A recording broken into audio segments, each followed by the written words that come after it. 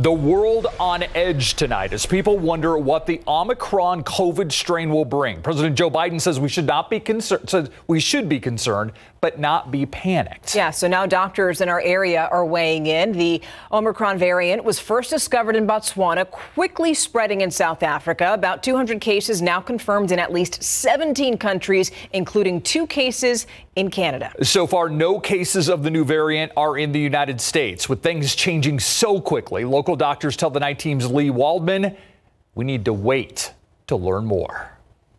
As we live in the COVID era, the virus we've grown accustomed to is adapting, changing. This virus is basically evolving to try and infect more people. The latest strain, Omicron, is being labeled as a variant of concern by the WHO and CDC. Metro Health saying in a statement it will take 2 to 4 weeks to begin to know how serious a threat this is. Early reports indicate the symptoms have been mild, unquote. Dr. Jason Bowling with University Health System says the severity of this variant is a big question mark. There are conflicting reports.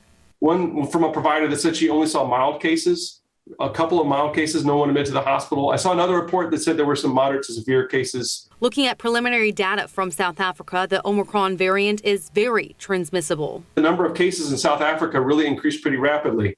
Epidemiologist Charisse Rohr-Allegrini says when looking at the transmission rate, the vaccination rate of South Africa compared to San Antonio also needs to be a part of this conversation. South Africa has also a very low vaccination rate where you're more likely to see a new variant occur because you don't have the vaccination to slow transmission. For Dr. Bowling, the area of concern with Omicron is in the spike protein of the virus, the most studied area.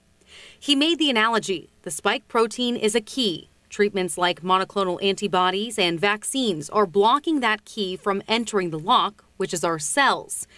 If it gets into the cell, that's what starts the infection process. Basically, it's changing its key so it can work around our treatments and still infect cells. So things that we've been using to try and block it from entering the door, so to speak, it's trying to work its way around by creating a new key.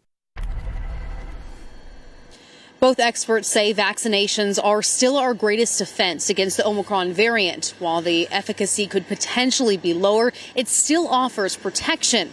Local pharmacies and Metro Health continue to offer COVID vaccines and booster shots. Reporting live, Lee Waldman, KSAT 12 News.